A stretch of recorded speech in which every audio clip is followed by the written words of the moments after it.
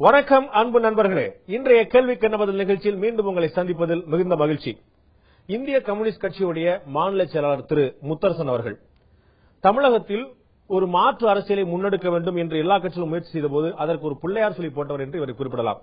திரு திருமாவளவன் அவர்கள் ஆட்சியில் அதிகாரத்தில் பங்கு வேண்டும் என்று அதற்கான கட்சிகளை முன்னெடுத்து செல்லும் போது அந்த கருத்தரங்கத்திலேயே இந்த கூட்டத்தில் பங்கேற்றவர்கள் அனைவரும் ஒன்று சேர்ந்து ஒரு கூட்டணியாக மலர வேண்டும் என்று முதல் முறையாக அதற்கு பிள்ளையார் சொல்லி போட்டவர் திரு முத்தரசன்.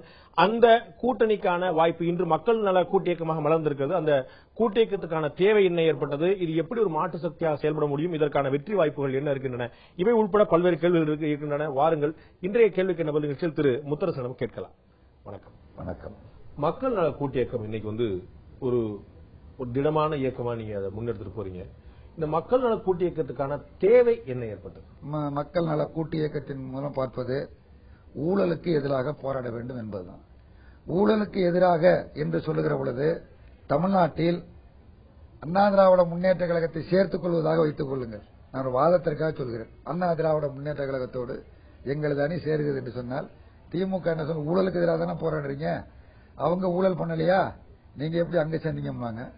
திமுகவோட சேர்ந்தா இவங்க திருப்பி இவங்க கேட்பாங்க. ஒருத்தர் ஊழல் செஞ்சிருக்கிறார், ஊழல் செய்யலங்கிற முடிவுக்கு நம்ம எப்படி வர முடியும்? வழக்கு விசாரணை நடைபெற்றுக் கொண்டிருக்கிறது.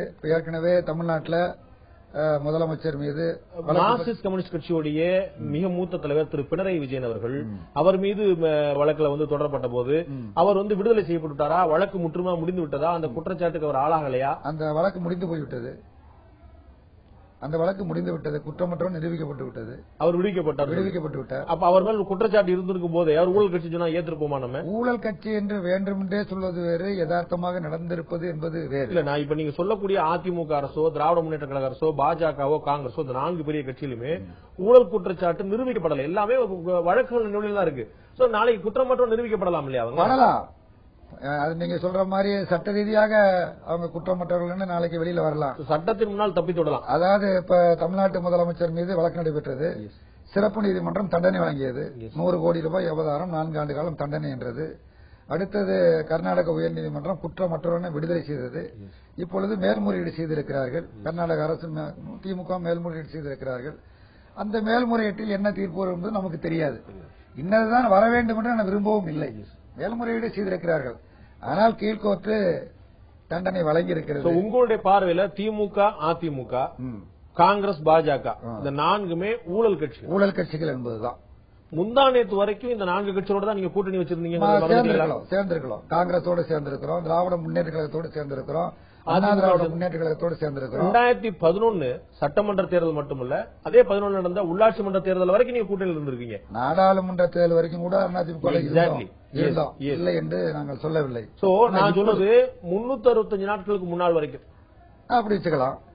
இப்பொழுது இந்த நீங்க சொல்லக்கூடிய ஊழல் குற்றச்சாட்டுகள் எதுவுமே 365 நாட்களுக்கு உள்ளாக வந்தவை அல்ல, முன்னாடி வந்ததுதான்.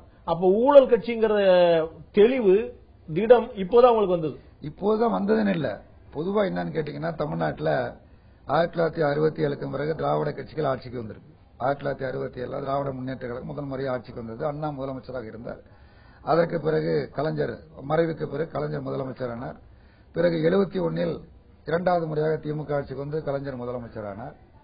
பிறகு 77 அண்ணா திமுக ஆட்சி, பிறகு 89 திமுக ஆட்சி என்று, அப்புறம் 91 அண்ணா திமுக, 96 திமுக, மாறி மாறி வந்திருக்கிறாங்க. இந்த மாறி மாறி வருகிற பொழுது நாங்களும் மாறி மாறி சேர்ந்திருக்கிறோம் என்பது யதார்த்தமான உண்மை. ஒவ்வொரு தேர்தலிலும் நாங்கள் முதலில் இந்திய கம்யூனிஸ்ட் கட்சியை பொறுத்த மட்டில் யாரோடு சேர்ந்து வெற்றி பெறுவது என்பதை காட்டிலும் யார் வரக்கூடாது என்பதை நாங்கள் முதலில் தீர்மானிக்கிறோம். ஒரு கொள்கை அடிப்படையில் யார் வரக்கூடாது என்ற ஒரு முடிவெடுத்து அதற்கு ஏற்றாற் போல் அணி சேர்ந்திருக்கிறோம். அப்படி பார்த்தா கூட நீங்க திமுக வேண்டாம்னு சில முறையும், அதிமுக வேண்டாம் சில முறையும் அப்படி தேர்ந்தெடுத்து. அப்போ உங்களுடைய கொள்கையிலையும் உங்களுடைய கூட்டணியிலையும் ஒரு கன்சிஸ்டன்சி, ஒரு நிலைத்தன்மை இருக்குதாங்கிற கேள்வி வருது. நிலைத்தன்மை இருக்கு. அது என்னன்னா, அது இவங்களை மட்டும் நாங்க பார்க்கல, இவங்களோட சேர்கிற மற்றவர்களையும் நாங்க பார்க்கிறோம். பிஜேபியோட யார் சேர்றா, குறிப்பா பிஜேபியோட திமுக சேர்ந்த பொழுது, பிஜேபியோட அண்ணா திமுக சேர்ந்த எதிரிகள்ல கூட நீங்க வரிசைப்படுத்துறீங்க. முதல் எதிரி, இரண்டாவது எதிரி, மூன்றாவது எதிரி, பிரதான எதிரி, பொது எதிரி, தற்காலிக எதிரி. ஆமா, கண்டிப்பா அது அரசியல் தேவை. ஆனா இப்பொழுது தமிழ்நாட்டில் வந்திருக்கிற பிரச்சனை, இப்பொழுது மட்டுமல்ல தொடர்ந்து வருகிற பிரச்சனை என்று சொன்னா, இந்த ரெண்டுக்கும் மாற்று இல்லையா? தமிழ்நாட்டில் அண்ணா திமுக, திமுக, திமுக, அண்ணா திமுக, இவர்கள் அல்லது அவர்கள் என்று மாறி மாறி வருகிறது. சோ இரண்டு கட்சிகளுக்குமான மாற்று என்பது உங்களுடைய பிரதானமான நோக்கம். அகில இந்திய அளவில் காங்கிரஸ் பாஜகவுக்கு மாற்று, மாநில அளவில் திமுக அதிமுகவுக்கு மாற்று. இதே முயற்சியை இதே மறுமலர்ச்சி திராவிட முன்னேற்ற கழகத்தோடு இணைந்து 1996 இதை விட ஒரு எழுச்சியான சந்தர்ப்பத்தில் மார்க்சிஸ்ட் கம்யூனிஸ்ட் கட்சி முயற்சி செய்தது. ஆனால் எங்கேயுமே வெற்றி பெற முடியல. பலமான அணியாக அமையவில்லை. இதை விட மிகப்பெரிய எழுச்சி மறுமலர்ச்சி திராவிட முன்னேற்ற கழகத்துக்கு அன்று இருந்தது. முதலமைச்சராக வைகோ வந்துடுவார் என்ற எதிர்பார்ப்பு அளவுக்கு பெரிய அளவில் இருந்தது. இடையில ஒரு திருப்பம், தமாக உருவானது, ஒட்டுமொத்த கதையை மாறிவிட்டது. அதுக்கு முக்கியமான இந்த பரீட்சார்த்த முயற்சி அப்போதே செய்யப்பட்டது. ஆனால் அந்த எண்ணம் வெற்றி பெறவில்லை. அப்பொழுது வெற்றி பெறாததற்கு காரணம் வைகோவோடு பலமான அணி அமையவில்லை என்பது ஒரு காரணம். மற்றொரு மிக முக்கியமான காரணம் அதிமுகவின் மீது இருந்த மிக கடுமையான அதிருப்தி. அப்ப அதற்கான லைட் ஆல்டர்னேட்டிவா அதற்கான அதிமுக, அதுதான் சொல்ல வரேன், மிக வலுவான சந்தர்ப்பம் அப்ப இருந்ததற்கான சொல்ல வரேன். அப்ப அதிமுக வேண்டான்னு முடிவு பண்ணக்கூடியவங்க, திராவிட முன்னேற்ற கழகமும் சரியில்லைன்னு நினைக்கிறவங்க தங்களுடைய மாற்றாக இந்த மதிமுக மார்க்சிஸ்ட் கூட்டணியை கருதவில்லை. அதை இன்னும் கருதவில்லைன்னு சொல்ல முடியாது. இன்னும் அது பலமாக அமைந்திருக்கும் அந்த வாய்ப்பு கிடைச்சிருக்கும். இல்லாத அந்த பலம் இன்றைக்கு இருக்குன்னு நினைக்கிறீங்களா? நான் இன்றைக்கு இருக்குன்னு கருதுறேன். இன்றைக்கு நாங்கள் மட்டுமல்ல, எங்களோட இன்னும் பல சேருவார்கள் என்று நாங்கள் எதிர்பார்க்கிறோம், அழைக்கிறோம், விரும்புகிறோம். இன்னைக்கு நீங்க இருக்கக்கூடிய 5 கட்சிகள் இதற்கு ஒரு நானும் ஒரு ஊக்க சக்தியா இருந்து செயல்படுவேன் சொல்லி சொன்னவர் திரு தமிழறிவு மணியன். அவர் இந்த 5 இயக்கம் 6 கட்சிகளா இருக்கும்போது அவர் நிறைய முன்னெடுத்தார். அவர் ஏன் விலகி போனாரு? அவர் ஏன் அவநம்பிக்கை கொண்டார்? 27ஆம் தேதி அந்த கூட்டத்திற்கு அவர் வரவில்லை. அவரின் சார்பாக பிரதிநிதிகளை அனுப்பி வைத்திருந்தார். நாங்க தொடக்க கூட்டம் 27 ஜூலை 27. அந்த கூட்டத்திற்கு அவர்களின் கட்சி சார்பாக இருவர் வந்திருந்தார். ஒருவர் மாநில பொருளாளர், மற்றொருவர் மாவட்ட பொறுப்பில் உள்ளவர் வந்திருந்தார். நாங்கள் முன்வைத்த இந்த 15 கோரிக்கைகளையும் அவர் ஏற்றுக்கொண்டார்கள். ஏற்றுக்கொண்டது மட்டுமல்ல, இந்த கோரிக்கைகளை வலியுறுத்தி ஆகஸ்ட் 13ஆம் தேதி 5 இடங்களில் பெருந்திரள் ஆர்ப்பாட்டம் என்று முடிவு செய்தோம். ஒப்புக்கொண்டு கையெழுத்து போட்டுக்கொண்டு சென்றார்கள்.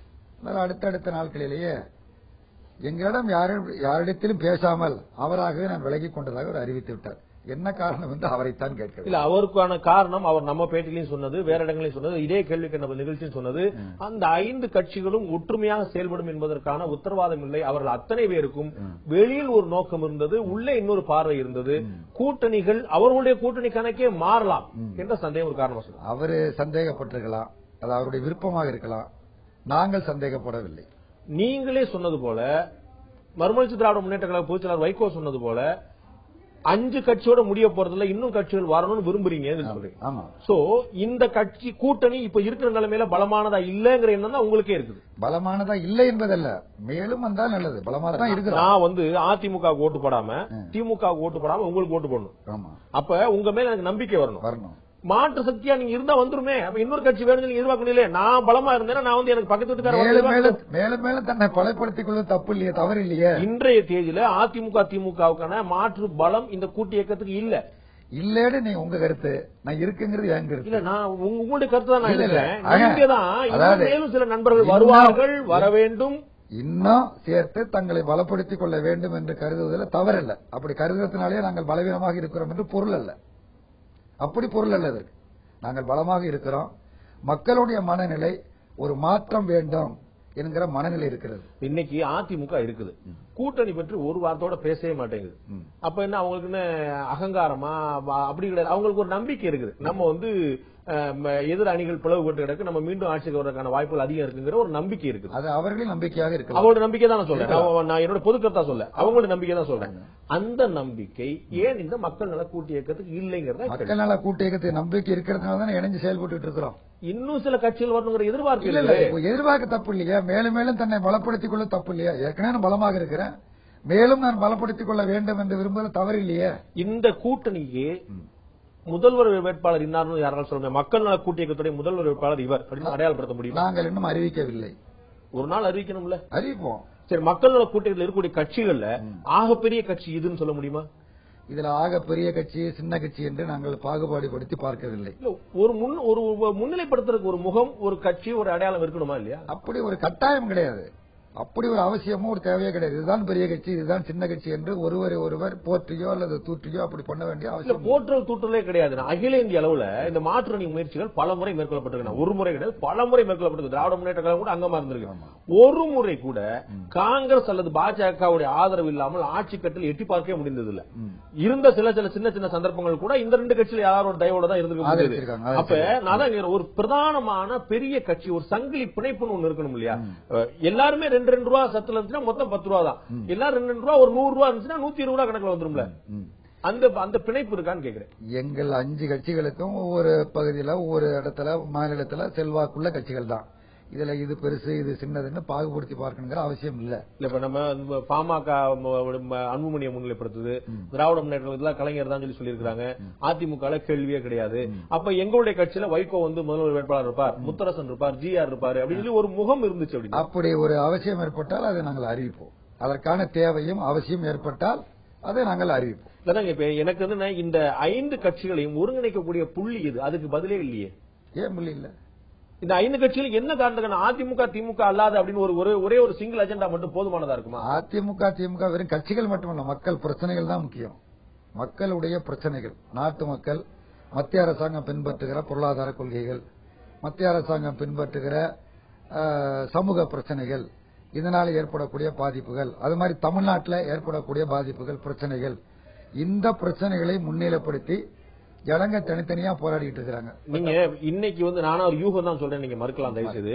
இன்னைக்கு இருக்கக்கூடிய கட்சியில பெரிய கட்சின்னு சொல்லிட்டு மதிமுகவை உங்க மக்கள் நல கூட்டிய கட்சியில மதிமுக பெரிய கட்சின்னு கொண்டோம்னு, ஏன்னா இன்னைக்கு பிரஸ் மீட் எல்லாம் அவர் முன்னாடி தான் மைக் வைக்கிறாங்க, அவர் தான் பிரதானமான அறிவிப்பு எல்லாம் சொல்றாரு. இன்னும் சொல்ல போனா கோயில்பட்டியில நினைக்கிறேன் அவர் தான் இது அறிவிக்கவும் செஞ்சார். நான் இன்னைக்கே சொல்லிடுறேன், திருப்பூருக்கு முன்னாடி சொல்லிடுறேன் சொல்லிட்டு அவர் தான் அறிவிக்கவும் செஞ்சார். சோ ஒரு அடுத்த கட்டத்துக்கு கொண்டு போகக்கூடிய பிரதான கட்சியா பெரிய கட்சியா மதிமுக இருக்குன்னு கொள்வோம்.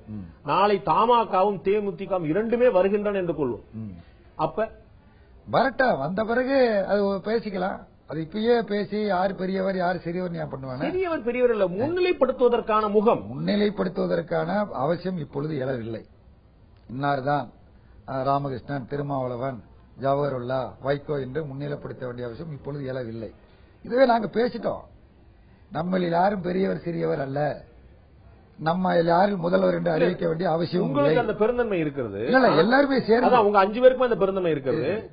வாக்களிக்கக்கூடிய வாக்காளர் இருக்கிறான் இல்லையா, அவனுக்கு நான் யாருடைய ஆட்சிக்காக, நான் ஜெயலலிதா ஆட்சிக்காக வாக்களிக்கிறேன், கருணாநிதி ஆட்சிக்காக வாக்களிக்கிறேன், நீங்களே சொன்னது போல கருணாநிதி வரக்கூடாது என்பதற்காக வாக்களிக்கிறேன், அல்லது ஜெயலலிதா வரக்கூடாது என்பதற்காக வாக்களிக்கிறேன், ஒரு முடிவு வரணும்ல. அப்படிங்கும்போது நான் வைகோ வரணும்னு வாக்களிக்கிறேன் ஒரு கணக்கு இருக்கணும்ல, முத்தரசன் வரணும்னு வாக்களிக்கிறேன் ஒரு கணக்கு இருக்கணும்ல. அப்படி யாருக்கு மக்கள் நல கூட்டு இயக்கம்னு? நம்ம நாட்டில் விபி சிங் பிரதமர் வந்தாரு, அவர் பிரதமர் வேட்பாளராக அறிவிக்கப்படல. சந்தர்ப்ப சூழல் அவர் பிரதமர் ஆகிச்சு. பாஜகவுடைய தயவு இருந்தது, காங்கிரஸ் தயவும் இருந்தது, அதுதான் நான் சொல்ல வர்றேன், இடதுசாரிகள் தயவும் இருந்தது, அதுதான் நான் சொல்ல வரேன். அந்த மாதிரி சந்தர்ப்பம் இங்க இல்லையா? அதான் இங்க திரும்ப, அதாவது எந்த கட்சிக்கு எதிராக நீங்கள் ஒரு பெரிய இயக்கத்தை முன்னெடுத்து மாற்றுன்னு சொல்லிட்டு அந்த கட்சிகளுடைய தயவோட தான் நீங்க ஆட்சி நடத்துங்க. உங்களை அடிப்படை கொள்கையே அங்க காலியாயிருது. அதிமுக திமுக பாஜக காங்கிரஸ் நாங்க அமைக்கல, விபி சிங் அமைத்தாரு. விபி சிங் நாங்கள் ஆதரித்தோம். உங்களுக்கு நல்லா தெரியாது, அமைச்சரவையும் பங்கு உண்டீங்க. உங்களுடைய கட்சி விபி சிங் ஆட்சி நாங்க பங்கு பெறல. இந்திரஜித் குப்தா 96 அதான் சொல்ல வரேன், காங்கிரஸ் ஆதரிச்சு. அதான் சொல்ல வரேன், காங்கிரஸோ பாஜகவோ அத்தனையுமே அந்த கட்சிகளை எதிர்த்து அமைக்கப்பட்ட கட்சிகள். விபி சிங் காங்கிரஸ் எதிர்த்து வந்தவர், காங்கிரஸ் பிளந்துட்டு வந்தவர். அதாவது ஆதரிக்க வேண்டிய நிர்பந்தம், ஆதரித்தார்கள். இல்ல சார், என்னுடைய ரொம்ப எளிமையான கேள்வி, காங்கிரஸ் அல்லாத பாஜக அல்லாத திமுக அல்லாத அதிமுக அல்லாத சொல்றீங்க, ஆனா அவர்களுடைய ஆதரவை பின்னாடி ஏற்றுக்கொள்றீங்க. அப்ப அந்த அடிப்படை தத்துவம் காலியாயிருது இல்ல. ஆதரவு தர வேண்டிய நிர்பந்தம் அவர்களுக்கு ஏற்படுகிறது தவிர எங்களுக்கு அல்ல, எங்களுக்கு அல்ல. இப்ப தேவகவுடா தலைமையில் ஆட்சி அமைந்தது, அந்த ஆட்சியில் ஆட்சி ஏன் கவுழ்ந்ததுன்னு சொல்லும் போது பாஜக அத்வானியை கைது செஞ்சதுக்காக கோச்சுக்கிட்டாங்க. அதனால அத்வானியை கைது செஞ்சதுக்காக அல்ல, அது ஒரு சால்காப்பாக சொன்ன மண்டல் கமிஷனுக்காக. மண்டல் கமிஷன் வச்சுக்கோங்க, மண்டல் கமிஷன்ல அவரோட அடிப்படை கொள்கையிலே முரண்பட்டவர்கள். அப்ப உங்களுடைய கொள்கையை நிறைவேற்ற முடியாம போயிருந்தா இல்லையா, ஆட்சி கவுழ்ந்துருதா இல்லையா? கவுழ்ந்தது. அதைத்தான் நான் சொல்ல வரேன். அவர்கள் உங்களுடைய முற்று முதலாக முரண்பட்டவர்கள், அவர்களுடைய தயவுலே ஆட்சி, அப்ப அவரோட ஆதரவு வாங்கிட்டு ஆட்சி இல்ல, அப்ப நான் உங்களை நம்ப மாட்டேன்ல. ஏன் அந்த மாதிரி ஒரு ஆதரவு இல்லாத ஒரு நிலையை மக்கள் முடிவெடுக்க மாட்டாங்கன்னு அர்த்தமா? இந்த தேர்தல்ல, அந்த தேர்தல் அப்படி நடந்திருக்கலாம், இந்த தேர்தல்ல, இந்த சட்டமன்ற தேர்தல்ல இந்த கட்சிகள் ஆதரவு இல்லாம இந்த மக்கள் நல கூட்டு இயக்கத்தின் சார்பில் முன்வைக்கப்படுகிற கோரிக்கைகளை பிரச்சனைகளை ஏற்று தமிழ்நாட்டு மக்கள் வாக்களிக்க மாட்டார்கள் என்று ஏதாவது இருக்கிறதா? நல்ல வாக்களிக்கட்டும், அதுல மாற்றுக்கிறதுல வாக்களிக்கலாம், என்ன புரட்சியிலும் மக்கள் செய்வார்கள், நான் மறுக்கிறதுக்கே இல்ல. மக்கள் மனசுல என்ன இருக்குன்னு அடையாளம் காண முடியாது. இந்த 5 கட்சியிலையும் ஒருங்கிணைக்கிற புள்ளி அப்படின்னு பார்த்தா அதிமுக திமுக அல்லாத என்பதை தாண்டி வேறதா இருக்காங்க எனக்கு சந்தேகம் வருது. ஒரு மக்கள் பிரச்சனைகள் முடிவுக்கு வருமா? மக்கள் பிரச்சனைகள் தான் இந்த 5 கட்சியிலும் ஒருங்கிணைக்கிற புள்ளின்னு வரலாமா? கண்டிப்பா. ஓகே, அப்படி வந்தோம்னா இலங்கை பிரச்சனையில இருக்கக்கூடிய 5 கட்சிகளும் ஒரே நிலைப்பாடா? முல்லை பெரியார் பிரச்சனையில இருக்கக்கூடிய 5 கட்சிகளும் ஒரே நிலைப்பாடா? இலங்கை பிரச்சனையில இடதுசாரிகளுக்கும் மதிமுகவுக்கும் கருத்து வேறுபாடுகள் இருக்கிறது. மக்கள் நல கூட்டணி வர எந்தெந்த பிரச்சனைகள் இந்த 5 பேரும் சேர்ந்து ஒரு குறைந்தபட்சம், ஏன்னா கட்சிகள் தனித்தனி, ஒரு common minimum program, common program, அவ்வளவுதான் திட்டம். அந்த குறைந்தபட்ச திட்டத்தை உருவாக்குவது என்று நாங்கள் பேசி முடிவெடுத்திருக்கிறோம். ஒரு குறைந்தபட்ச திட்டத்தை உருவாக்குவது வருகிற அக்டோபர் 5ஆம் தேதி திருவாரூரில் 5 கட்சிகளும் கூடி இந்த குறைந்தபட்ச திட்டத்தை உருவாக்க இருக்கிறோம். அப்ப கட்சிகள் தனித்தனியாக இருக்கிற போது ஒவ்வொரு கட்சிக்கும் ஒரு கொள்கை இருக்கிறது, ஒரு அடிப்படையான கொள்கை இருக்கிறது. அந்த ஒரு கொள்கையை இன்னொரு கட்சி ஏற்றுக்கொள்ள வேண்டிய அவசியம் இல்லை, நிர்பந்திக்க முடியாது. அப்ப பொதுவாக ஒரு 5 பேர் சேருகிற பொழுது பொதுவாக நாம் எதையெல்லாம் ஏற்றுக்கொள்ளலாம் என்ற அடிப்படையில் ஒரு குறைந்தபட்ச பொது செயல் திட்டத்தை உருவாக்குறீங்க. நான் கேட்கிறேன், இலங்கை பிரச்சனையும் முல்லை பெரியார் பிரச்சனையும் தமிழகத்துல எவ்வளவு பெரிய பிரச்சனைங்கிறது தெரியும். அது சாதாரண ஒவ்வொரு தேர்தலையும் எதிரொலிக்கக்கூடிய பிரச்சனை, எல்லாருடைய தேர்தல் அறிக்கையிலையும் பதிவு பண்ணப்படுற பிரச்சனை. அந்த 2 பிரதான பிரச்சனையிலேயே 5 கட்சிக்கு 5 நிலைப்பாடு சொன்னா 5 கட்சிக்கு 5 நிலைப்பாடு கிடையாது. 5 கட்சிக்கு 5 கட்சிகள் 2 நிலைப்பாடு இல்ல. அதாவது ஒரு சின்ன சின்ன வேறுபாடுகள் இருக்கு. ஒரு பெரிய குறிப்பாக தனித்தமிழ் ஈழம் தான் ஒரே தீர்வு என்று வைகோ திடமாக சொல்வார். திரு திருமாவளவன் எத்தனை முறை கேட்டாலும் சொல்வார். முத்தர சொன்னோம், ஜி ராமகிருஷ்ணன் சொல்ல மாட்டாங்க. இல்லை, அதுதான் நான் சொல்ல. அப்ப அந்த பிரச்சனையில தனித்தமிழ் ஈழம் தீர்வு இல்லன்னு நீங்க சொல்லிட்டீங்க, ஜவஹர்லால் சொல்லிட்டாரு, ஜி ராமகிருஷ்ணன் சொல்லிட்டாரு அப்படின்னாலே திருமாவளவன் வருத்தம். அந்த பிரச்சனையில எந்த அளவுக்கு அந்த இலங்கை பிரச்சனையில ஒரு ஒத்த கருத்தை உருவாக்க முடியும், நிச்சயமாக உருவாக்க முடியும். முல்லை பெரியார் பிரச்சனையில மார்க்சிஸ்ட் கட்சிகள் உட்பட காங்கிரஸ் கட்சி உட்பட எல்லா கட்சிகளுமே பச்சை துரோகம் செய்தது அப்படிங்கிறது திரு வைகோவுடைய உறுதியான நிலைப்பாடு. ஏற்க மாட்டீங்கல்ல? இல்ல, நிலைப்பாடு இருக்கலாம். இப்ப நாம அந்த குறைந்தபட்ச திட்டம் உருவாக்குற பொழுது அந்த பிரச்சனையில் நாம் எப்படி அணுகலாம்? அந்த பிரச்சனையை விடுறதா ஒரே விடுறதில்ல, அது விடாம அந்த பிரச்சனையை எப்படி அந்த தீர்வு காண்பது என்று நிச்சயமாக எங்களால் முடிவெடுக்க முடியும். இல்ல, இப்ப அந்த 5 கட்சியும் சேர்ந்து சில போராட்டங்களை ஒருங்கிணைச்சு பண்ணீங்க, ஒன்னா பண்ணீங்க. அப்ப சரி, இவங்க எல்லா போராட்டங்களும் ஒன்னா தான் முன்னெடுப்பாங்கன்னு பார்த்தா அமெரிக்க தூதரகத்துக்கு எதிராக வைகோ போராட்டம் நடத்துகிறார். 2 நாட்கள் கழித்து திருமாவளவன் போராட்டம் நடத்துகிறார். பாதரச பிரச்சனையில கொடைக்கானல்ல வைகோ தனியா போராட்டம் நடத்துகிறார். இதுல ஸ்ரீவைகுண்டத்துல தூர்வாரதுக்கு நல்லகண்ணு தனியா கைதாகிறார். 2 நாள் கழிச்சு வைகோ தனியா போராடுறார். அதுவுமே பொது பிரச்சனைகள் தானே, அதுக்கே தனித்தனியான போராட்டங்கள். ஒவ்வொரு கட்சியும் தனித்தனி அரசியல் கட்சிகள், அந்தந்த கட்சியும் தனித்தனியான இயக்கம் நடத்துவது யாரும் தடை செய்ய முடியாது. அந்தந்த கட்சியும் முடிவு செய்து தனித்தனியாக இயக்கம் நடத்தும். பொதுவாக ஒப்புக்கொள்ளப்பட்ட கொள்கை பிரச்சனைகளில் சேர்ந்து இணைந்து காரியங்கள் ஆற்றிக் கொண்டிருக்கிறார். ஜூலை மாதம் 27ஆம் தேதி தொடங்கி தமிழ்நாட்டில் பூரண மதுவிலக்கு வேண்டும் என்று கடையெடுப்பு போராட்டம் 5 கட்சி சேர்ந்து நடத்தியது, வெற்றிகரமாக நடைபெற்றது. ஒரு 15 கோரிக்கைகளை முன்வைத்து 5 முறை ஆர்ப்பாட்டம் நடத்தியிருக்கிறோம். வெற்றிகரமாக நடைபெற்றது சொல்லிடலாமா? வெற்றிகரமாக தான் நடைபெற்றது. கடையெடுப்பு வெற்றிகரமாக தான் நடைபெற்றது. சில இடங்களில் திறந்திருக்கலாம். 5 கட்சியும் போய் கட்டாயமா யாரையும் நீங்க கடை அடங்குன்னு சொல்லல, யாரையும் வற்புறுத்தல. பொதுவான வேண்டுகோள் தான். அந்த பொதுவான வேண்டுகோளை ஏற்று அவ்வளவு பேர் கடையடிச்சாங்கிறது ஒரு பெரிய விஷயம். வணிக எனக்கு என்ன, 5 கட்சிக்குமான பொது கொள்கை இல்லை, 5 கட்சிக்குமான இணைந்து நடத்தக்கூடிய போராட்டங்கள் இல்லை, 5 கட்சிகளையும் இணைக்கக்கூடிய பொது பிரச்சனை இல்லை. அது இணைஞ்சுதானே போராடி இருக்கிறோம். அதுதான் நான் உங்களுக்கு உதாரணம் சொன்னேன். தனித்தனியா, அதாவது இலங்கை பிரச்சனையில ஒத்த கொள்கை கொண்ட திருமாவளவன் ஒரு போராட்டம் நீங்க நடத்தினீங்களா? நான் கேள்வி எழுப்பல. நீங்க எங்க அமெரிக்க தூதர் முன்னாடி போல நான் கேள்வி எழுப்பல. ஒத்த கொள்கை கொண்ட திருமாவளவன் ஒரு நாள் நடத்துறாரு, வைகோ ஒரு நாள் நடத்துறாரு. அதாவது தனித்தனி கட்சிகள் அவரவர்கள் தேதியை முடிவு செய்து அறிவிப்பதற்கு அவர்களுக்கு உரிமை உண்டு. நம்ம கூட்டு இயக்கம்னு சொல்லும் போது, கூட்டு இயக்கங்கிறது ஏற்கனவே 27 தொடங்கணுங்கிறது அன்றைக்கு 15 கோரிக்கைகளை முன்வைத்திருக்கிறான். அந்த 15 பிரச்சனைகளை முன்வைத்து அந்த கூட்டு இயக்கத்தை நடத்தியிருக்கிறோம், வெற்றிகரமா நடத்தியிருக்கிறோம். இப்ப அதே மாதிரி ஆந்திராவில் 20 தமிழர்கள் சுட்டுக் கொல்லப்பட்டார்கள், அநியாயமாக சுட்டுக் கொல்லப்பட்டார்கள், அதுக்கு சிபிஐ விசாரணை வேண்டும். அதே போல அந்த வழக்கில் தமிழக அரசு தன்னை இணைத்துக் கொள்ள வேண்டும். இந்த பிரச்சனையை முதலில் எடுத்தவர் வைகோ தான், இந்த பிரச்சனையை முதலில் எடுத்தவர் திருமாவளவன் தான். ஆனாலும் இந்த 27ஆம் தேதிக்கு பிறகு சேர்ந்து நடத்துவோம், தனியாக நடத்த வேண்டாம் என்று முடிவு செய்து சென்னையில 26ஆம் தேதி சென்ற மாதம் 26ஆம் தேதி அந்த 20 தமிழர்கள் கொல்லப்பட்ட உண்ணாவிரதம் நடத்துனீங்க, போராட்டம் நடத்துனீங்க. 8ஆம் தேதி உண்ணாவிரதம் நடத்தணும். இப்ப அந்த 20 தமிழர்கள் கொல்லப்பட்ட விவரத்துல பாட்டாளி மக்கள் கட்சி ஏற்கனவே ஆந்திரா உயர்நீதிமன்றத்திலே வழக்கு தொடர்ந்தது. பன்ருட்டி வேல்முருகன் அவர்கள் கூட ஒரு முயற்சி பண்ணாரு. மனித உரிமை ஆணையம் கையில் எடுத்திருக்குது.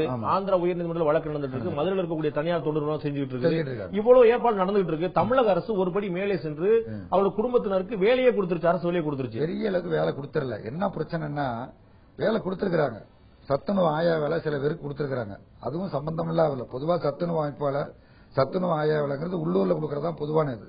ஆனா உள்ளூர்ல வேலை இல்லாம இருந்திருக்கலாம், அது வேற விஷயம். எங்கேயோ கொண்டு கொடுத்திருக்காங்க. 3 லட்சம் ரூபாய் பணம் கொடுத்திருக்காங்க. வெறும் பணம் கொடுத்தது வேலை கொடுக்கறது மட்டுமல்ல. இதுதான நீங்கள் நடத்தக்கூடிய ஆர்ப்பாட்டத்தை குறைவா மதிப்பிடல. ஆனா நாம நடத்தக்கூடிய ஆர்ப்பாட்டத்தை விட அவர்களுடைய கணவனை இழந்தவர்களுக்கு, குடும்பத்துல வருமானத்தை ஈட்டக்கூடியவனுக்கு இழந்தவனுக்கு, குடும்பத்துல இழந்தவனுக்கு அந்த குடும்பத்தில் இன்னொருத்தருக்கு வேலை கொடுக்கறதான ஒரு மிகப்பெரிய ஒரு ஆறுதலா இருக்கும். இதை விட பெரிய ஆறுதல் வைகோ சொந்த முறையில கொண்டு போய் ஒரு குடும்பத்துக்கு 50,000 பணம் கொடுத்திருக்காரு. 50,000 அரசாங்கம் கொடுக்குது. என்ன புரிஞ்சுக்க? வைகோ சொந்த முறையில கொண்டு 50,000 பணம் கொடுத்திருக்காரு. நாம் கேட்பது அவளுக்கு உதவி செய்ய வேண்டும், இன்னும் தொகை அவளுக்கு அதிகமாக கிடைக்க செய்ய வேண்டும். அதே நேரத்தில் அந்த 20 தமிழர்களும் கொல்லப்பட்ட விதம் மிக அநியாயமானது. அவர்கள் உண்மையிலேயே அவர்கள் மரத்தை வெட்டினார்களா என்பதற்கான எந்த இதுவும் இல்லை. அப்படியே அவர்கள் வெட்டியிருந்தால் கூட அவர் கைது செய்திருக்கலாம். யார் வெட்ட சொன்னார்கள் என்று கண்டறிந்து உண்மையிலேயே மரம் வெட்டுவதை தடுக்க வேண்டும் என்று சொன்னால் செம்மரக்கடை தடுக்க உண்மையான பின்னணி யார், அம்பை எய்துவர்கள் யார் என்று அவர்களை கண்டறிவதற்கு இவர்களை பயன்படுத்திக்கலாம். அப்படி செய்யாம அணியாம கொண்டாங்கிறதான பிரச்சனை. மதுவிலக்கு பிரச்சனை நீங்க எல்லாருமே சேர்ந்து கையெடுத்த ஒரு மிக முக்கியமான பிரச்சனை.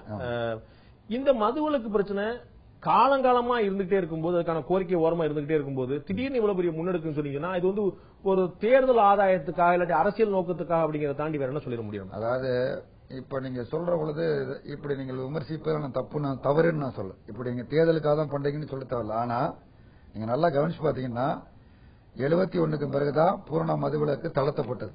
மதுவிலக்கு தளர்த்தப்பட்டது 71க்கு பிறகுதான். மூலையில் கல்லு கடை, அப்புறம் சாராய கடை, அப்புறம் மதுபான கடை என்று வந்தது. ஆனால் இந்த மதுபான கடைகளை எதிர்த்து, குறிப்பா அரசு டாஸ்மாக் கடைகளை எதிர்த்து ஆங்காங்கே தன்னெழுச்சியாக பல கிராமங்களில், பள்ளிகளுக்கு அருகில் இருக்கிற இடங்கள்ல, மருத்துவமனை, பொது இடங்கள் இருக்கிற இடத்துல அங்கங்க போராட்டம் நடைபெற்றது. அப்படி போராட்டம் நடைபெறுகிற பொழுது அதிகாரிகள் சென்று ஒரு வாக்குறுதி கொடுப்பது, இடத்தை மாற்றுவதும் இவைகளும் நடைபெற்றிருக்கிறது.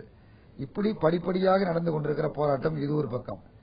இந்த மதுக்கடை அரசாங்கமே நடத்துவது என்று வந்ததற்கு பிறகு, அதாவது ஏற்கனவே உங்களுக்கும் தெரியும் எனக்கும் தெரியும், நம்ம சின்ன பிள்ளையா இருக்கும்போது பார்த்திருக்கிறோம், மது அருந்துவதை ஒரு அநாகரிகமாக கருதிய காலம் உண்டு. அப்படி யாராவது குடிச்சாங்கன்னா ஒளிந்து மறைந்து குடித்த காலங்களும் உண்டு.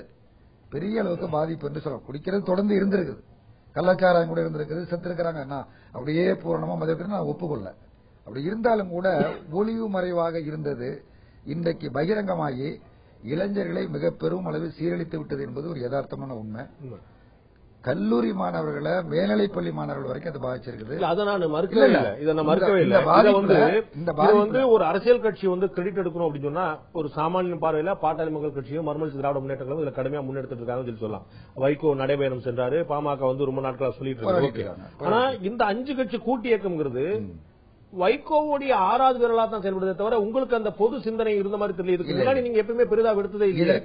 வைகோ இதற்கு முன்னாடி தனி அஜெண்டாவா வச்சு தனி அஜெண்டாவா வச்சு முல்லை பெரியார் பிரச்சனைக்கு போன மாதிரி, என்எல்சிக்கு போன மாதிரி, இது ஒரு தனி ஒரு பிரச்சனையா வச்சு முன்னெடுத்து போனாரு. ஆனா இந்த 5 கட்சி கூட்டத்தில் இருக்கக்கூடிய மற்ற 4 கட்சிகள் மதுவிலக்க ஒரு தனி பிரதானமான பிரச்சனையாக முன்னெடுத்து ஒரு ஆர்ப்பாட்டமோ ஒரு பெரிய ஒரு இதோ பந்தோ வேலை நிறுத்தமோ இதோ பண்ண மாதிரி நினைவில் இல்லை. பெரிய அளவுக்கு பண்ணலங்கிறது உண்மைதான். ஆனா இப்போ அதுக்குள்ள ஒரு சூழல் ஒட்டுமொத்தமா ஜனங்க ஒரு நிராகரிச்சு வந்திருக்கிற ஒரு சூழல்ல இப்ப சொல்றது தவறுன்னு சொல்லுங்க. எனக்கு மது வேணுமா வேண்டாமான்னு நீங்க முடிவு பண்ணல, நான் மது வேண்டாம்னு முடிவு பண்ண பிறகு நீங்க ஆமா மது வேண்டாம்னு சொல்றீங்க. அப்படி சொல்ல முடியாது. ஜனங்க ஏற்கனவே போராடி இருக்கிறாங்க.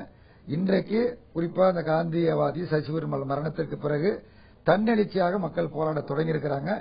இந்த சூழலில் தமிழ்நாடு அரசாங்கம் இதில் நல்ல நிலை எடுக்க வேண்டும் என்று வற்புறுத்துகிறோம். இல்ல, சசி பெருமாளுடைய போராட்டம் காலங்காலமா தொடர்ந்துட்டு இருந்தது. அவர் யாருமே வராத போது அவர் இறந்த பிறகு அத்தனை பேரும் போய் அவர் போய் பார்த்துட்டு இருக்காங்க. அவர் தனியா போராடிட்டு இருந்த போது அவர் ஒரே ஒரு ஆள் பிளாட்ஃபார்ம் படுத்து போராட்டம். அவர் சென்னையில் காலவரையற்ற உண்ணாவிரதம் மேற்கொண்ட பொழுது இந்திய கம்யூனிஸ்ட் கட்சியினுடைய தலைவர்கள், மூத்த தலைவர் நல்லக்கண்ணவர்களும் தோழர் தா பாண்டியன் அவர்களும் நேரடியாக சென்று வாழ்த்திருப்பது மட்டுமல்ல, இந்த அளவோடு நீங்கள் முடிக்க வேண்டும் இந்த போராட்டத்தை, நீங்கள் தொடரக்கூடாது. எல்லா கட்சிகளுமே ஆதரவு தெரிவிச்சாங்க, மாற்று கருத்து இல்ல. காங்கிரஸ்ல இருந்து எல்லாருமே போனாங்க. அதே போல இன்னும் சொல்றேன், சசிகுமார மரணத்திற்கு முன்னாலேயே எங்களது அமைப்பை சேர்ந்த மாதர் சம்மேளனம், இந்திய மாத தேசிய சம்மேளனம் மதுக்கடைகளை மூட வேண்டும் என்கிற போராட்டத்தை தொடர்ந்து நடத்தியிருக்கிறது. அதே போல தமிழ்நாடு கட்டுமான தொழிலாளர் சங்கம் மதுக்கடைகளுக்கு பூட்டு போடுகிற போராட்டத்தையும் நடத்தியிருக்கிறார்கள் இந்த எங்களுடைய அமைப்புகள். அதே மாதிரி இளைஞர் காங்கிரஸ் கட்சியே போராட ஆரம்பிச்சு, திராவிட முன்னேற்ற கழகம் கூட நாங்களும் முன்னாடியே போராடி இருக்காங்க. நான் கேக்குறேன், இந்த மொமெண்டம் உருவாறதுக்கு முன்னாடி, இப்படி ஒரு மக்கள் நிலை உருவாறதுக்கு முன்னாடி பிரதானமான கட்சிகள் பிரதானமான கோரிக்கையை முன்னெடுக்கலைங்கிறத சசி பெருமாள் மரணத்திற்கு முன்னதாகவே எங்கள் கட்சியைச் சேர்ந்த எங்கள் அமைப்புகள், இந்திய மாத தேசிய சம்மேளனம், உங்களுடைய தோழமை கட்சிகள் ஆட்சியில் இருந்த மேற்கு வங்கத்துல மதுபானம் இருக்குதா இல்லையா, கேரளால மதுபானம் இருக்குதா இல்லையா, இருக்கு. அங்க மார்க்சிஸ்ட் கட்சி ஒரு முறையேனும் மதுபானம் கூடாது, மதுவிலக்கு வேண்டும் என்று போராட்டம் நடத்தியது உண்டா? அங்க போராட்டம் நடத்தினாங்களா என்னங்கறதல்ல, இந்திய கம்யூனிஸ்ட் அங்க நடத்தினாங்களா என்னங்கிறது இல்ல. ஆனா அந்த அரசாங்கம், அங்க இருக்கிற காங்கிரஸ் அரசாங்கம் படிப்படியாக அதை குறைப்பதற்குள்ள நடவடிக்கை மேற்கொண்டிருக்கிறது. அது செய்ததும் காங்கிரஸ் அரசு தான், நீங்களே கொண்டது போல. இன்னைக்கு மதுவிலக்குக்காக கோஷம் விடுபவர்கள், கோரிக்கை வைப்பவர்கள் கேரளாலே மேற்கொண்டு அதை பத்தி பேசல. இல்ல, அங்க நீங்க பிரதானமா கட்சியா இருந்தீங்க, அங்க நீங்க ஆட்சியில இருந்தீங்க. இருந்தோம் கேரளாக்காரனும் மேற்கு வந்தக்காரனும் செத்தா பரவாயில்லையா, தமிழகத்துக்காரன் கவலையா? இல்ல, அப்படி இல்ல. நிலைமைகள் பாண்டிச்சேரியில காலங்காலமா மதுபான கடைகள் இருக்கிறது, காலங்காலமா இருக்குது. பிரெஞ்சுக்காரங்காலத்திலும் தொடர்ந்து இருந்து கொண்டே இருக்கிறது. அங்க இருக்கிற நிலைமை வேறு மாதிரி இருக்குது, தமிழ்நாட்டு நிலைமை இது வேறு மாதிரி இருக்கு. நீங்க ஒரு அகில இந்திய கட்சி, உங்களுடைய எந்த முடிவும் நீங்க தனியா எடுக்க முடியாது. நாளைக்கே அதிமுகவோட கூட்டணின்னு அகில இந்திய தலைமை முடிவெடுத்தா எடுத்ததுதான். ஒட்டுமொத்தமாக எங்களுடைய விருப்பம் என்பது நாடு தழுவிய முறையில் திரும்ப திரும்ப நாங்க சொல்லியிருக்கிறோம். நாடு அகில இந்திய தலைமை முன்னிறுத்தினதா நினைவுல இல்ல. கேரளால மேற்கொள்ள நான் சொன்னேன், இன்னைக்கு நீங்க ஆட்சியில வரக்கூடிய வாய்ப்பு இருந்தாலும் இருக்கலாம், இல்லாட்டாலும் இல்ல. தமிழகத்தை பொறுத்தளவுக்கு மக்கள் நல கூட்டு இயக்கம் மேற்கு வங்கத்திலையும் கேரளாலையும் ஆட்சியில இருந்தீங்க, இன்னைக்கு கூட மிகப்பெரிய வலுவான சக்தியா இருக்கிறீங்க. அங்க பேசவே இல்ல. அங்க சாராய கடை இருக்குது, பேசலங்கிறதுக்கு அங்க பேசக்கூடாதா? அப்ப உங்களுடைய அரசியல் நிலைப்பாடு பேசவில்லை. ஆமா, கேட்பாங்கல்ல, கேக்குறீங்க ரைட்டு. நாங்க சொல்லுகிற பொழுது பாமக மேல ஒரு விமர்சனம் எல்லாம் இருப்பாங்க, நீங்க கூட்டணி மாறி மாறி கூட்டணி வச்சீங்க. இந்திய கம்யூனிஸ்ட் உட்பட காங்கிரஸ் உட்பட எல்லா கட்சியும் மாறி மாறி கூட்டணி வச்சாலும் அந்த கட்சிக்கு ஒரு முத்திரையே உண்டு, மாறி மாறி கூட்டணி வைப்பாங்க. பொதுத்தளத்துல பேசாம பாத்துருக்கீங்க. ஏன் அப்படின்னா மாறி மாறி கூட்டணி வச்சாங்க. அதே போல நீங்க ஒரு மாநிலத்து ஒரு கொள்கையும் இந்த மாநிலத்து ஒரு கொள்கையும் வந்தா அது உங்களுடைய கொள்கை நிலைப்பாடு, உங்களுடைய கோட்பாடுங்கிற முடிவுக்கு எப்படி வருவாங்க? இந்த பிரச்சனையில மதுபான பிரச்சனையில தமிழ்நாட்டை பொறுத்த மட்டும், தமிழ்நாடு கட்சியை பொறுத்த மட்டும் பூரண மதுவிலக்கு வேண்டும். எங்களுடைய மத்திய தலைமைக்கும் இதை பரிந்துரை செய்திருக்கிறோம். உங்களுடைய பாண்டிச்சேரி கிளை என்ன செய்யுது?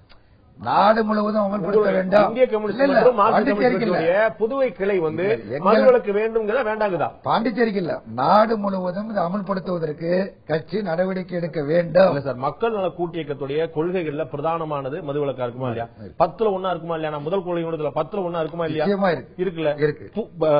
மக்கள் நல கூட்டு இயக்கம் இல்ல, இந்த இந்திய கம்யூனிஸ்ட் கட்சி மற்றும் மார்க்சிஸ்ட் கம்யூனிஸ்ட் கட்சியுடைய புதுவை கிளை பூரண மதுவிலக்கு வேண்டும் என்று போராடுகிறதா, முன்னெடுத்திருக்கிறதா? போராடவில்லை. அங்கேயும் இதை வற்புறுத்துவோம். நான் தான் சொல்றேன், திரும்ப திரும்ப சொன்னேன், இந்திய கம்யூனிஸ்ட் கட்சி இதை நாடு முழுவதும் அமல்படுத்துவதற்கு நடவடிக்கை எடுக்க வேண்டும் என்று எங்களுடைய மத்திய தலைமைக்கு எங்களது மாநில கட்சியின் சார்பில் நாங்கள் பரிந்துரை செய்திருக்கிறோம். இதை நாடு முழுவதும் அமல்படுத்த வேண்டும். இதை ஒரு மாநிலத்தில் மட்டும் இந்த பிரச்சனையை இது பார்க்க கூடாது. இது ஒரு நாடு தழுவிய, ஒரு தேசம் தழுவிய இது ஒரு பிரச்சனை. மதுவால் தேசம் சீரழிகிறது, மக்கள் சீரழிகிறார்கள் என்று நாங்கள் ஒரு கட்சியா இருக்கக்கூடியவங்க மக்களை வழிநடத்தக்கூடியவங்களா இருக்கும். கண்டிப்பா மக்கள் போற பாதையில போறவங்களா இருக்க, மக்கள் பல சமயம் தவறான பாதையில கூட போவாங்க.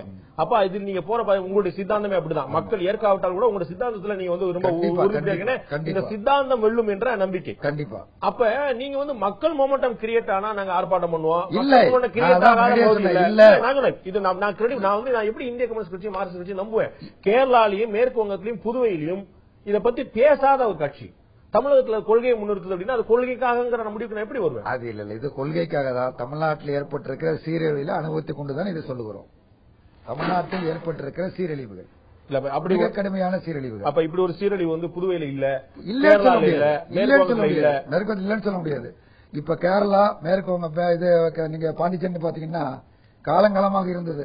தமிழ்நாட்டில் காலங்காலமாக இல்ல, பூரண மதுவிலக்கு இருந்தது. 71க்கு பிறகுதான் தளர்த்தப்பட்டது.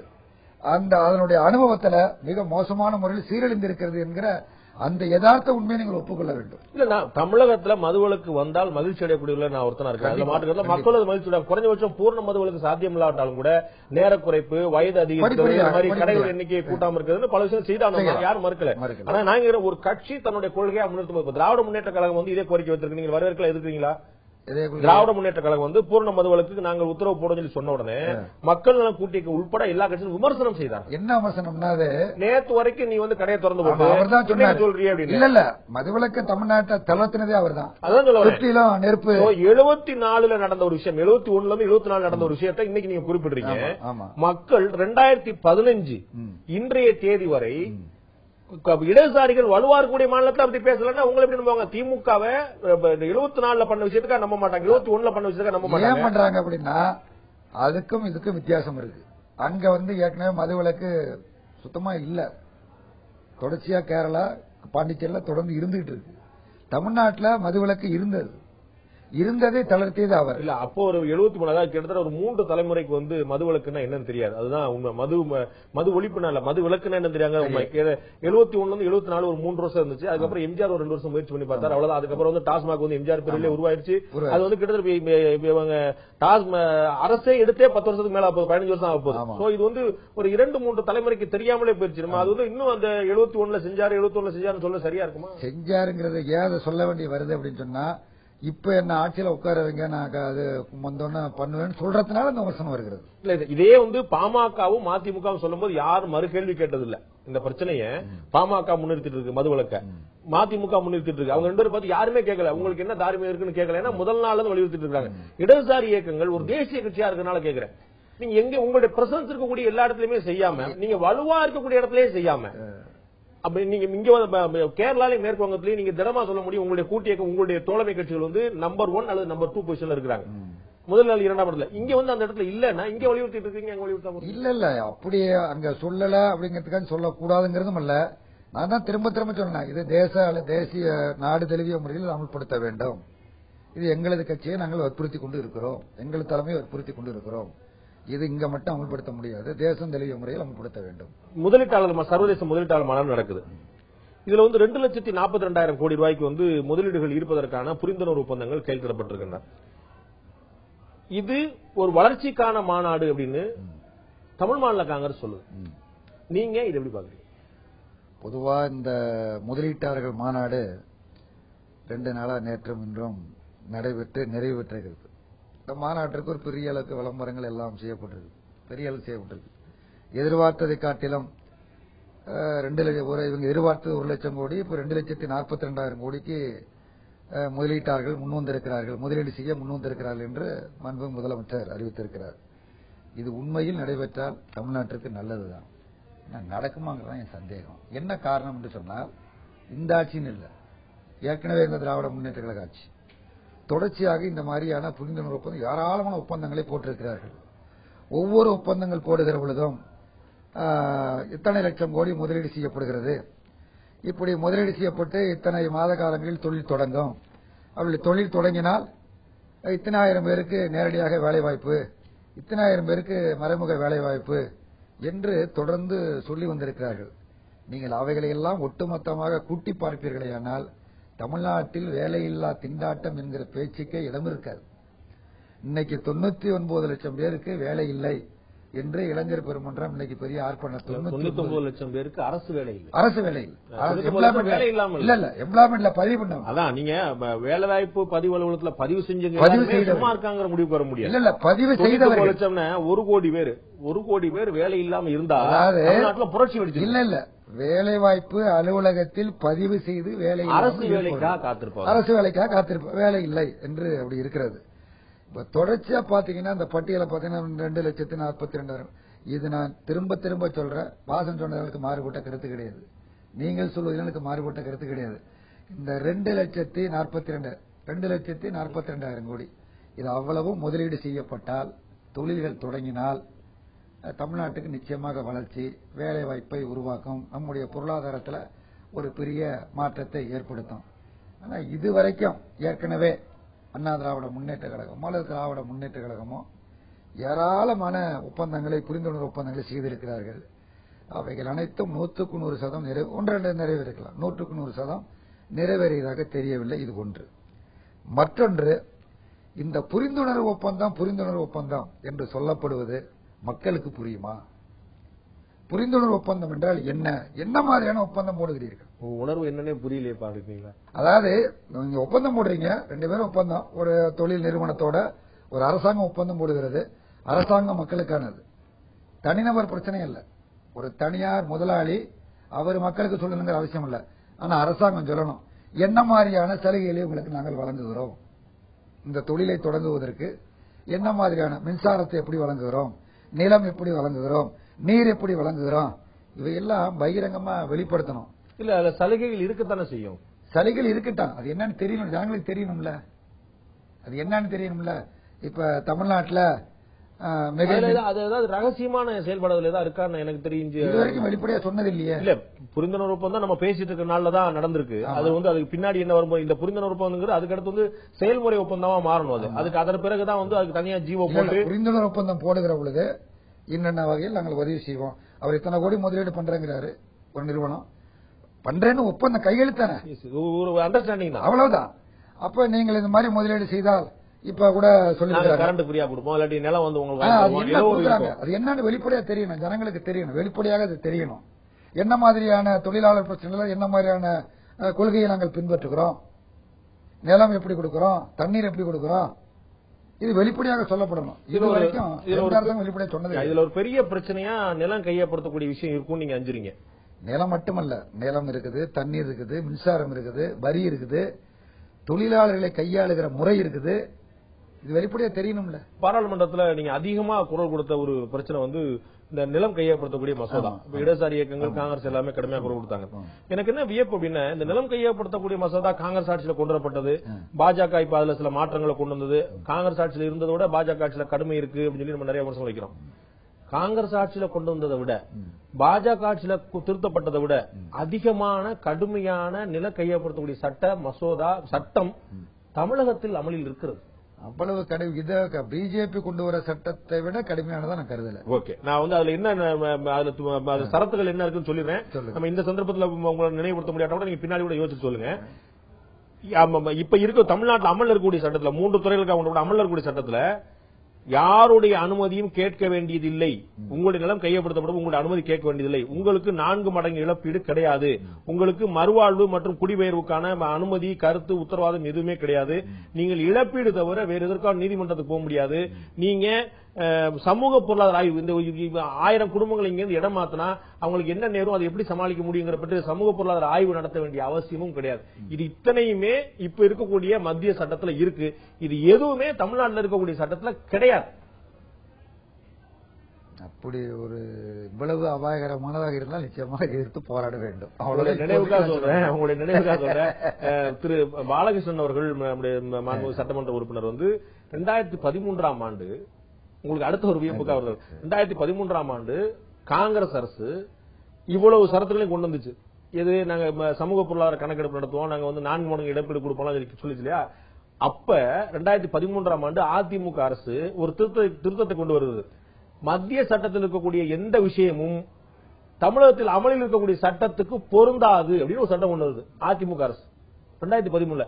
பாலகிருஷ்ணன் அவர்கள் இதெல்லாம் வேண்டாமேன்னு குரல் கொடுத்தாரு, சட்டமன்றத்தில் பேசினாரு. ஆனால் அதுதான் அந்த தீர்மானம் நிறைவேற்றப்பட்டு அதுவும் மசோதாக்கப்பட்டது. அதுவும் பொருந்தாது. மத்திய அரசுக்கு கொடுக்கப்பட்ட சலுகைகள் கூட தமிழக சட்டத்தில் பொருந்தாதுங்கிற நிலைமை இன்னைக்கு.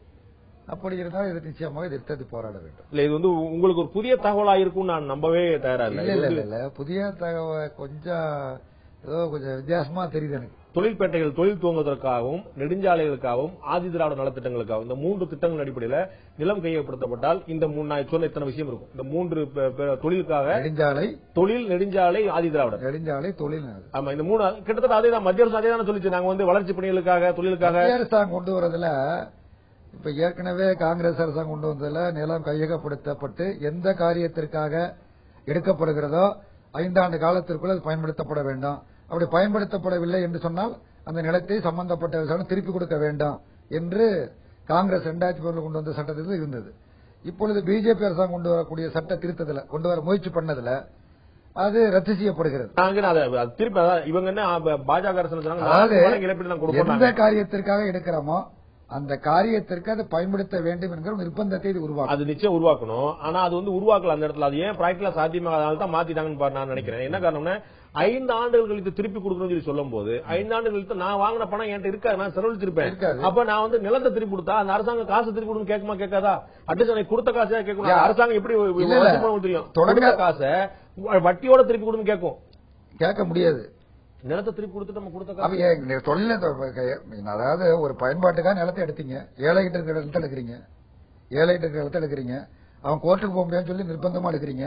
அப்ப அதை நீங்க பயன்படுத்தல, திருப்பி கொடுத்துட்டு நீங்க காசு கட்ட காசு எப்படி கொடுக்க முடியும்? கொடுக்க முடியாது, நிச்சயமா கொடுக்க முடியாது. அப்ப வந்து நீங்க எப்படி தொழில் தொடங்கல, தொழில் தொடங்குறதுக்கான ஒரு நிர்பந்தம் இருக்கணுமா இல்லையா? தொழில் முயற்சிகள் செய்யும் போது முன்ன பின்ன இருக்கத்தானே செய்யணும். முன்ன பின்ன அப்படின்னா மக்களை பாதிக்காம இருக்கணும். இன்னைக்கு நம்ம நாடு விவசாய நாடு, அடிப்படை தொழில் விவசாயம், அடிப்படையான தொழில் விவசாயம். 70% மக்கள் விவசாயத்தை நம்பி சார்ந்து இருக்கிறார்கள். அவங்களை நீங்க வலுக்கட்டாயமா வெளியேற்றுறது என்ன நியாயம்? அது ஒரு முரண்பட்ட கொள்கையா தான் நீங்க பாக்குறீங்க. அது சரி, முரண்பட்ட விஷயமா தான் நீங்க பாக்குறீங்க. ஓகே, என்னுடைய இறுதியான கேள்வி, ஏற்கனவே பாட்டாளி மக்கள் கட்சி ஒரு தனி அணியாக நாங்க செயல்பட போறோம், நாங்க தனித்து போட்டியிட போறோம் அறிவிச்சிட்டாங்க. திராவிட முன்னேற்ற கழகம் ஒரு அணி அமைக்க போது மாற்று கருத்து இல்ல. தமாகவும் தேமுதிக என்ன செய்ய போகுதுன்னு தெரியல.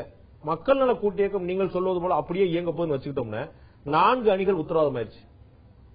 அதிமுக, திமுக, பாமக, மக்கள் நல கூட்டு இயக்கம் 4 அணிகளாக போட்டியிட்டால் யாருக்கு சாதகம்? 4 அணி நீங்க எப்படி முடிவுக்கு வர முடியும்? கூட்டணி வச்சு எப்படி திமுக கூட்டணி வைக்க போறீங்களா? இல்ல இல்ல, திமுக நாங்க கூட்டணி வைக்கிறத முன்னாடியே சொல்லிட்டேன். அதான் சொல்றேன், பாமக ஒரு அணியா இருக்குது, திமுக ஒரு அணியா இருக்குது. பாமக இன்றைக்கு சொல்லி இருக்கிறது, அவர் என்ன செய்வாருன்னு நமக்கு தெரியாது. மக்கள் நல கூட்டு இயக்கத்துக்கு இல்ல இல்ல, மக்கள் நல கூட்டு இயக்கம் ஏற்கனவே நாங்க சொல்லிட்டோம். நீங்க சொன்ன மாதிரி தான் சார் அவரும் சொல்றாங்க. இல்ல இல்ல சொல்லட்டா, இன்னும் பொறுத்திருந்து பார்ப்போம். 4 அணிங்கிறது சொல்ல முடியாது. உங்களுக்கு என்ன சந்தேகம்? 4 அணியா இருந்தாலும் கூட எங்களது அணி முதன்மையான அணியாக வருங்கிறது எங்களுடைய நம்பிக்கை. 4 அணியா வரட்டும், 5 அணியா வரட்டும், வரக்கூடாதுன்னு என்ன இருக்குது? நாடாளுமன்ற தேர்தலில் டெல்லியில 7 நாடாளுமன்ற தொகுதியில டெல்லியில 7லயும் பிஜேபி தான் ஜெயிச்சது. 6 மாசத்துல அங்க இவர் தான் ஜெயிச்சாரு, கெஜ்ரிவால் தான் ஜெயிச்சாரு.